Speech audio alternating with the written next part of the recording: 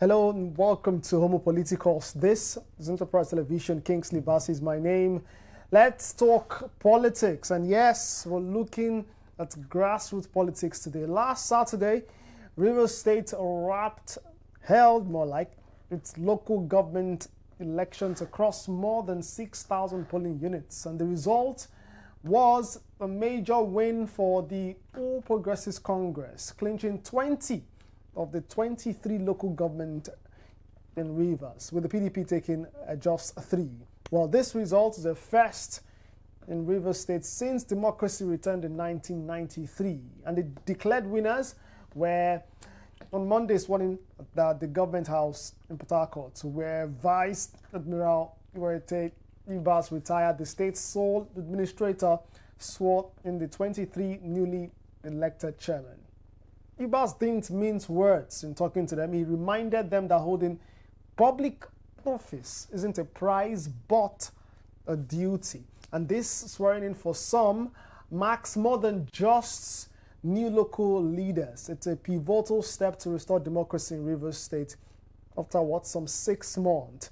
And that's an extended period of turbulence and federal intervention. For some other persons, the focus remains the legitimacy of the suspension of Governor Sim Fubara. And indeed, this was the legitimacy of a local government election conducted under the administration of the sole administrator. I'm joined today by the State Publicity Secretary of the All Progressives Congress in Rivers State, Darlington Waldrew. He joins me virtually. Many thanks for joining me, Darlington. Appreciate your time. Yes, good afternoon. Thank you for having me. It's wonderful being here. Yeah, many thanks for being here too. Well, let's get first your assessment of the local government election last Saturday. It's safe to say congratulations to you and your political party, the All Progressives Congress. But we know that behind such congratulations would be underlying internal party, skirmishes. But first, without going into controversy, maybe not yet, congratulations on the victory. 20 local government, the very first since 1999. I accept your congratulations, and I would also quickly say that like you rightly said, some of the things that we need to understand as students of power and those interested in democracy and democratic practice is that at every point in time, we must be careful never to reward or support or promote or project political bad behaviors. I say this because you've made a veiled reference to the internal skirmishes in the All Progressive Congress in Rivers State. And it will be foolhardy of me to get off this show without having to address some of the issues that we have had in the past 21 months. And so, yes, the APC has won elections in Rivers State, but on the other hand, there are still some underlying issues, and in fact, as we speak, there is still the controversy of who truly are the legally recognized or validly nominated chairmanship candidates of the party. And so maybe as we progress, we might be able to look into some of the issues and see if we can dissect them within available time. If not so, we'll schedule another time to talk more about the issues, because there are a whole lot of issues bedeviling or rocking the APC as far as Rivers State is concerned. That's an interesting note there, because even though for the first time the your party is dominating, at least at the grassroots level, in the states. It still leaves a bitter taste, in the party because of the internal wranglings within the party in the state. That said, let's talk about the process itself. One man seems to be very satisfied, who's not an official member of your party, and say official consciously. I'm talking about the Federal Capital Territory Minister Nyesom Wike. He's spoken, satisfactorily about the election in a recent media chat with selected journalists. How do you, from your assessment as a publicity secretary of the party, of the All Progressives Congress in Rivers, what's your assessment of a local government election held, conducted under this administrator, the sole administrator, not an elected governor, a duly elected governor, Governor Sim Fubara? Now, let me quickly say that in as much as I appreciate the sentiments that anybody outside of our political platform will share concerning what has happened last week, Saturday, I would quickly say, like you rightfully structured the question, the process leading up to the elections is very important that we do a post-mortem of the processes, which I'm ready to debate anybody at any point in time concerning these issues. Let me also say, without fear of equivocation or contradiction, that between 1999 and the last general elections that was held in 2023, we have never had a perfect electoral system. And that is also the reason why each National Assembly that has come between 1999 and 2023 have always made an attempt at amending our electoral laws. That is the Electoral Act. The 2010 Electoral Act has gone under several panel beatings. And this is aimed at making the system freer, making the process more credible, giving integrity to our electoral process. Because the electoral process is key. If you want to attract foreign investments, if you want business people to be serious with the business or the investment climate in your country, then you must prove to them that you are able to conduct free, fair, and credible elections, that you are able to have and hold transparent system that has or that will throw up persons with credibility, persons rightfully and truthfully voted for by the masses of the people. Now, that said, let me also point out the fact that between 1999 and 2023, because I carried out my research work, my PGD, postgraduate diploma work on voter education amongst youth in Rivers State. And I'm aware that if you want to look at the distribution of the voting dynamics in Rivers State, you will agree with me also that between 1999 and 2023, we have not had up to 50% in terms of voter presence, in terms of voter participation. And so, whereas some persons have argued about the turnout of voters, I am trying to do a general postmortem now on the Saturday elections. And so, between 1999 and 2023, in terms of the general elections, we have not had up to 50%. In fact, it was the 1999 election that had the highest percentage from the research I carried out. And my research materials came from the electoral umpire. So it means that this is empirical evidences. So concerning local government elections in the whole of Nigeria, not just in Rivers State, you also agree with me that whenever it gets to states conducting local government elections, there has always been that characteristic apathy, wherein people will now abandon that tier of government or that layer of government to the whims and caprices of political operators and political stakeholders. And so and thank God, a media platform that has the duty to enlighten and to educate our people at every point in time.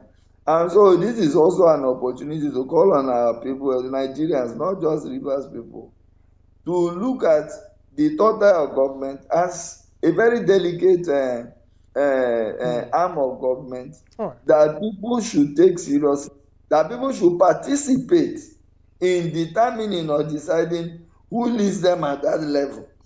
Because the more the merrier. The more population of persons we have participating at that level, the more we are able to hold leadership accountable, not just at that level, but at all levels. Because Nigeria is not on any other foundation, but the foundation is the 774 local government areas. It is these local government areas that make up the geographical expression called Nigeria.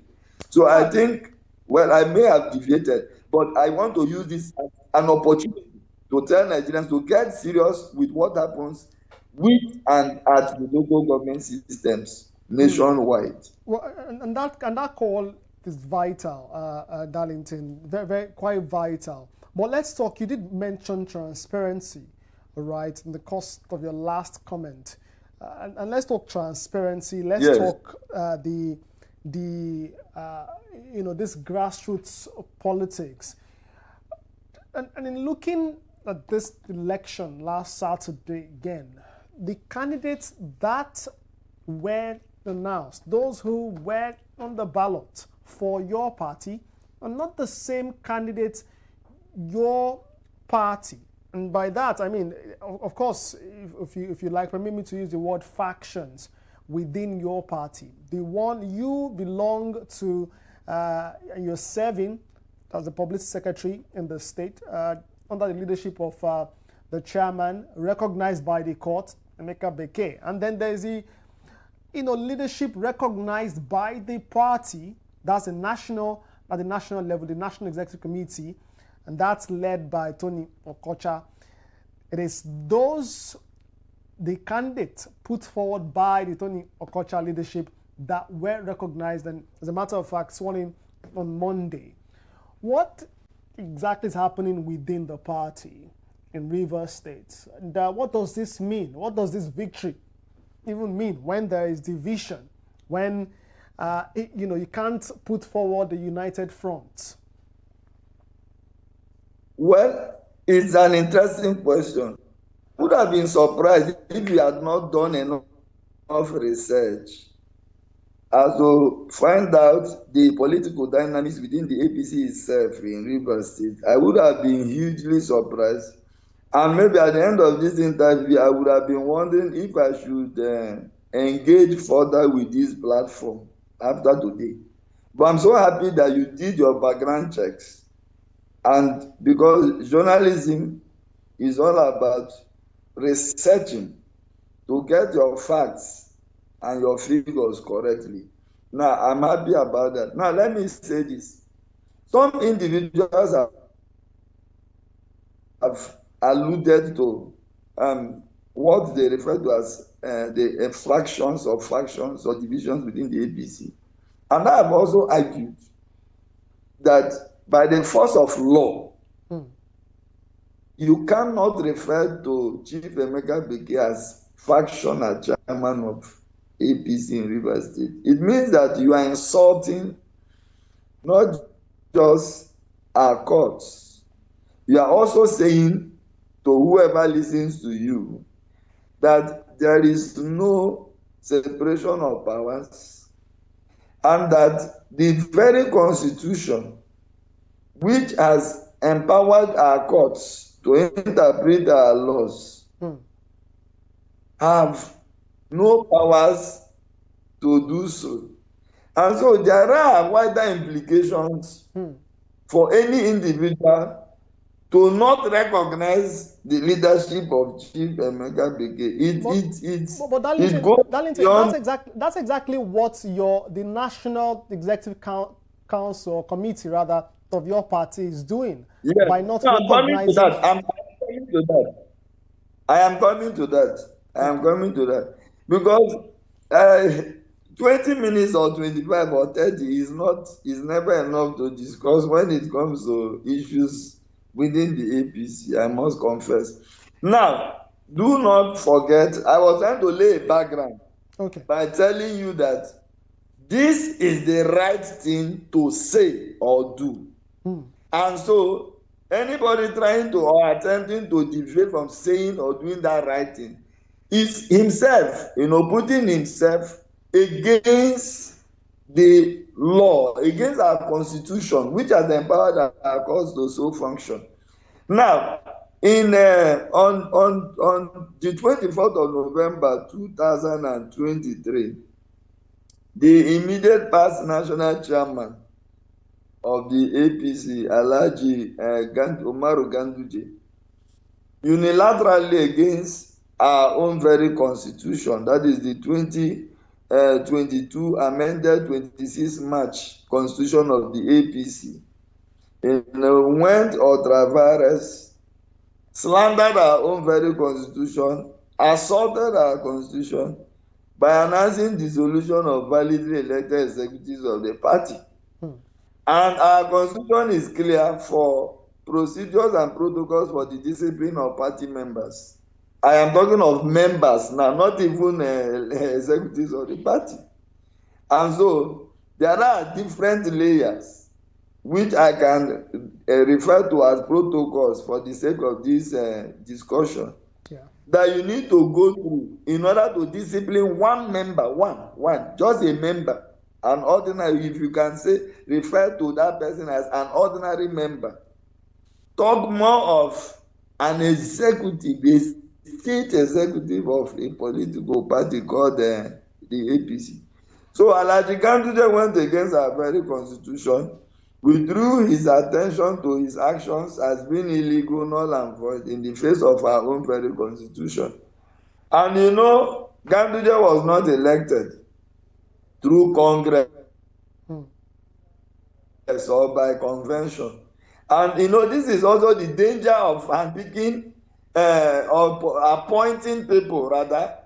When you choose people through appointments, their loyalty will be to the few individuals who appointed them. It is far different from when somebody goes through the Congress of the party. And so Ganduje exhibited some very autocratic traits which are purely unacceptable in any democratic setting. And so after 9 months, the court nullified the actions of the National Working Committee. Let me also tell you that it was not just in Rivers State that Ganduje carried out such a lawless and illegal act. In Benue State, he attempted to do the same thing. And the courts in Benue State also nullified his actions, because the constitution is the constitution, whether you take it to Benue or you take it to Lagos or you interpret it in Zamfara or in Abuja. It is the constitution of the party. So the court interpreted the constitution of the APC and told him, you are completely wrong. You cannot go against the very constitution of your party. Well, and so flowing from that, there was flowing from that. Yes.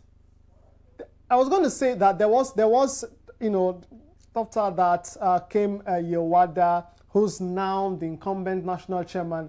Nothing has changed still, and the party continues to toe the line that you disagree with. But you did mention too that time won't permit that we stretch this conversation, but would need to. I wanted to talk about the new national chairman, Yewada. Yewada is an academic.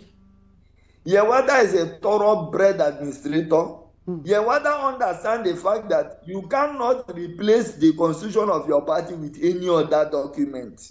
You cannot also, autocratically or decree your own opinion over and above the constitution of your party. But it's The not new recognized. national It's not chairman recognized the the Meka Beke-led leadership still.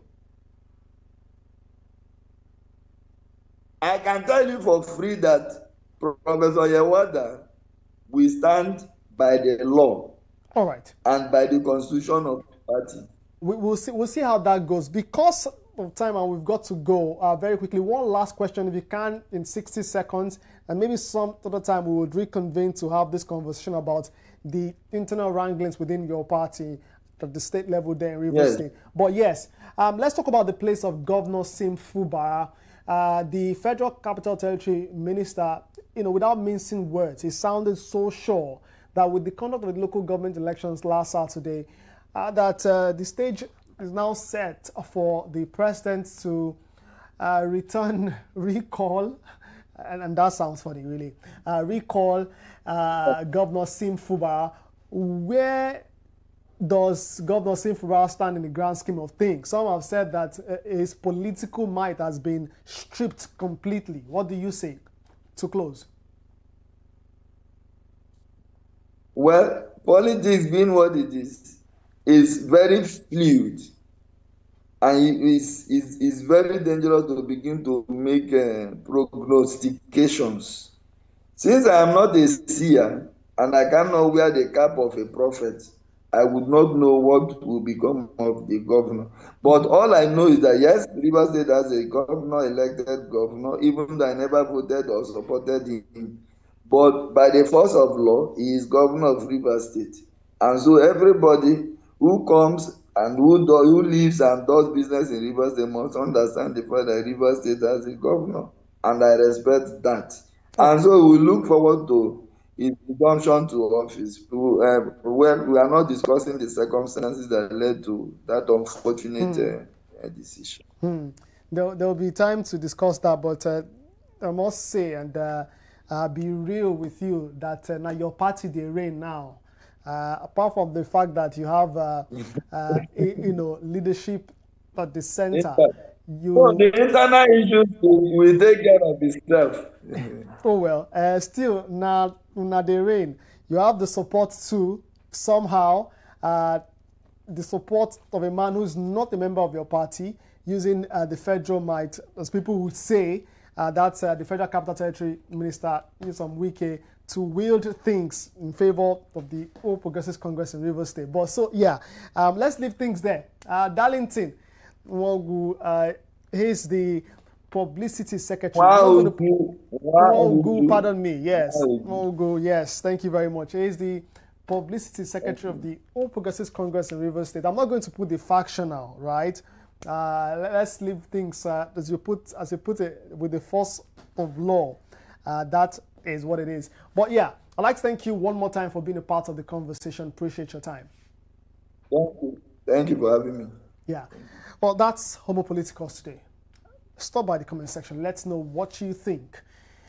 We will be reading, we'll be following the conversation as well. Kingsley Ibas is my name. We'll say may God continue to bless the Federal Republic of Nigeria. Bye for now.